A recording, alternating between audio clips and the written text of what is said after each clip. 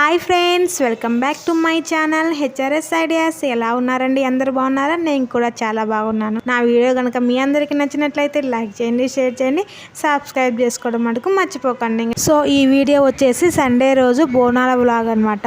Early morning 5 నుంచే ఇంట్లో పనులన్నీ స్టార్ట్ చేస్తాను. బయట కూడా క్లైమేట్ బాగా చల్లగా ఉంది, వర్షాకాలం కదా, ఇంకా వర్షాలు పడుతున్నాయి కదా, ఇంకా డైలీ వర్షాలు పడుతూనే ఉన్నాయి. ఇది ఒక్కరోజు వర్షం పడకుండా ఉంటే బాగుండు అనిపించింది. ఎందుకంటే బోనాలు చేసి మనం తీసుకెళ్ళేటప్పుడు వర్షం పడితే అబ్బా చీదరు ఉంటే తీసుకువెళ్ళలేము కూడా అమ్మవారి దగ్గరికి.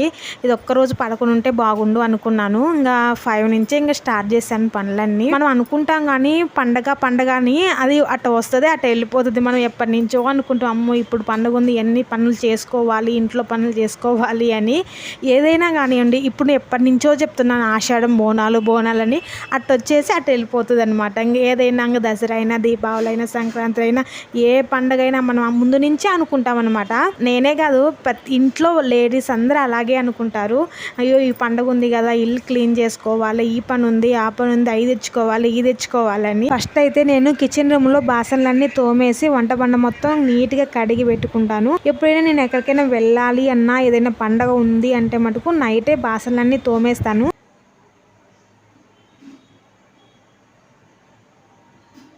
ముందు రోజు నైట్ మేము డిన్నర్ చేసేలోపు లేట్ అయింది బాగా.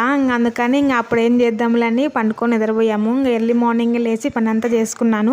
అత్తయ్య అయితే బయటకు వెళ్తూ నేను వచ్చేలోపు పొంగల్ పెట్టమనింది. పొంగల్ పెట్టి అలాగే పచ్చన్నం అయితే రెడీ చేయమంది. అమ్మవారికి పొంగల్ తీసుకువెళ్ళాలి, అలాగే పచ్చన్నం కూడా తీసుకువెళ్ళాలన్నమాట. 2 బోనాలు అయితే చెయ్యాలి. సో ఇప్పుడైతే తలస్నానం చేసి వచ్చి పొంగల్ అయితే ప్రిపేర్ చేస్తున్నాను. నేను పొంగల్ ప్రిపేర్ చేయడానికి ఎన్ని బియ్యం తీసుకుంటానంటే 1/2 కిలో బియ్యం అయితే తీసుకుంటాను. 1/2 కిలో బియ్యం తీసుకున్న తర్వాత పైన 5 గుప్పులు అయితే వేయాలి. మనం ఎన్ని బియ్యం అన్నా తీసుకున్నా గానీ ప్రతిసారి ఎప్పుడైనా పొంగల్ పెట్టేటప్పుడు పైన 5 గుప్పులు అయితే బియ్యం వేసి మనం పొంగల్ అయితే పెట్టుకోవాలంట. అంటే ఇక్కడికి వచ్చిన తర్వాత అత్తయ్య వాళ్ళు చెప్తే విన్నాను, అలాగే పెడతాను పొంగల్ నేను. సో ఇప్పుడైతే బియ్యం మొత్తం శుభ్రంగా కడిగి దానిలో నీళ్లు పోసి పొయ్యి మీద పెట్టేటప్పుడు పొంగల్ కుండ చుట్టూరు పసుపు రాసి పొట్టు అయితే పెట్టేసి ఇంకా పొయ్యి మీద అయితే పెట్టేయాలి.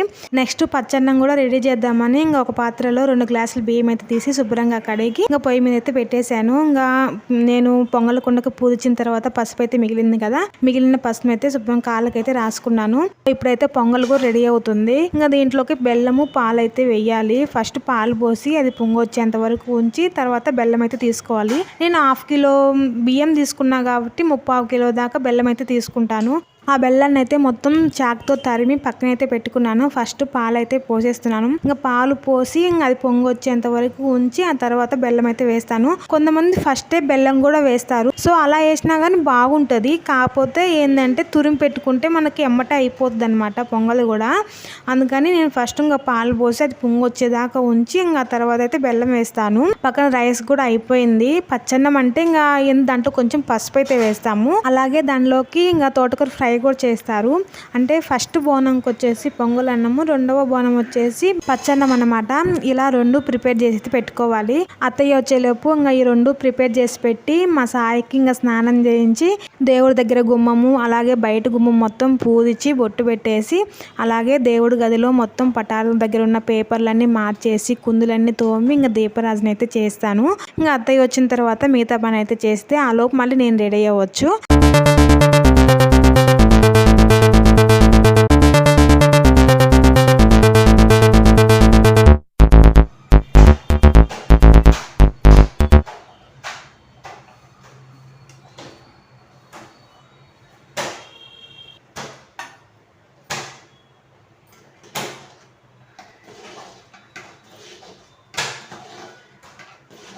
నేను కిచెన్ రూమ్లో పని చేసుకుంటే మా సాయి చూడండి పక్కన ఏం సౌండ్ చేస్తున్నాడు, టపటపటా సౌండ్ చేస్తున్నాడు. వాళ్ళ డాడీని ఏదో అడిగాడు, అది ఇవ్వలేదని ఇంకా సౌండ్ చేస్తూనే ఉన్నాడు.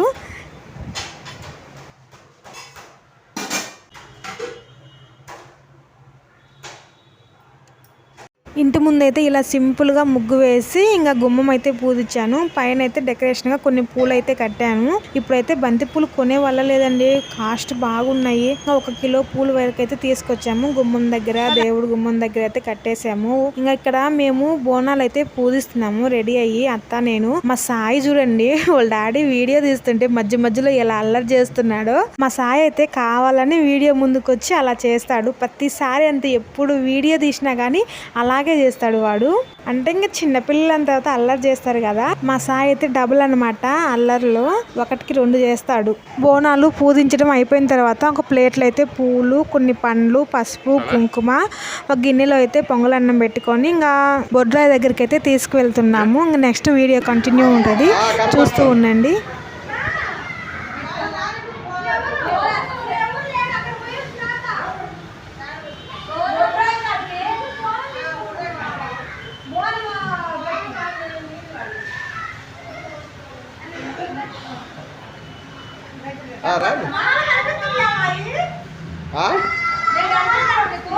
కనపడుతుంది.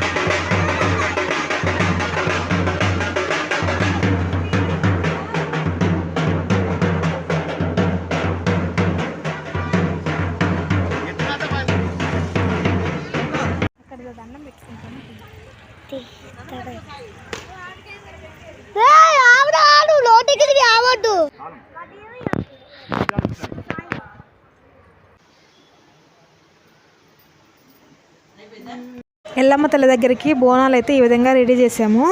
చాలా బాగుంది కదా.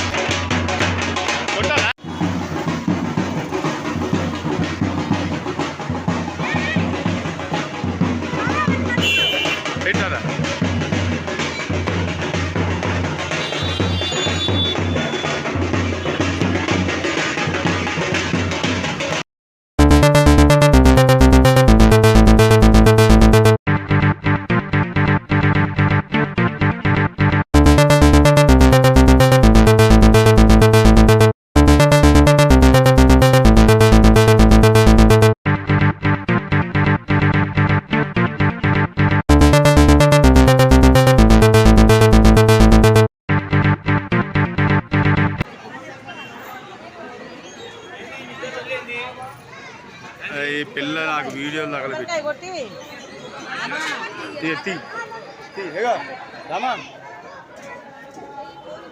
ఏం కనిపిస్తుంది అన్న అడుగు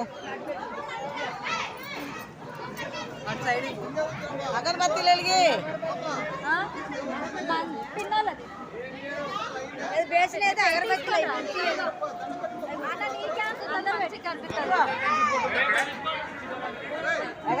అసలు మౌనిక జరగవా నీ భార్య కనపడాలరా కింది కొంచెం మంచిగా చాలా ఏ రామాని చెప్పినన్నా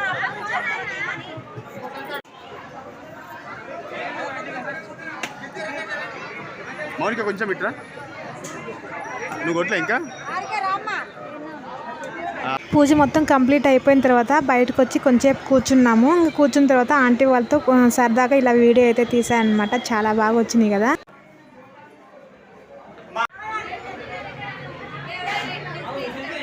పూజ అయితే కంప్లీట్ అయిపోయింది.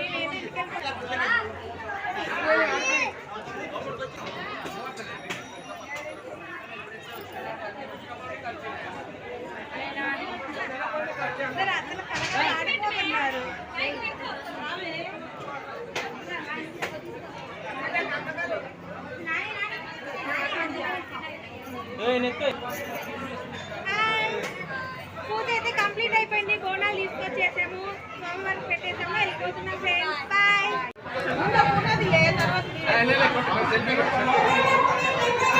ఈ అంకుల్ అయితే ఈ బస్తీ ప్రెసిడెంట్ అనమాట. ఇంకా ఇక్కడ బోనాల విషయం కానీ గుడి సంబంధించిన అన్ని విషయాలు ఈ అంకులే చూసుకుంటారు. అంకుల్తో సరదాగా వీడియో అయితే తీసుకున్నాము. నైటు బోనాలు, పోతురాజు వీరంగం చూడండి ఎంత బాగుంటుందో.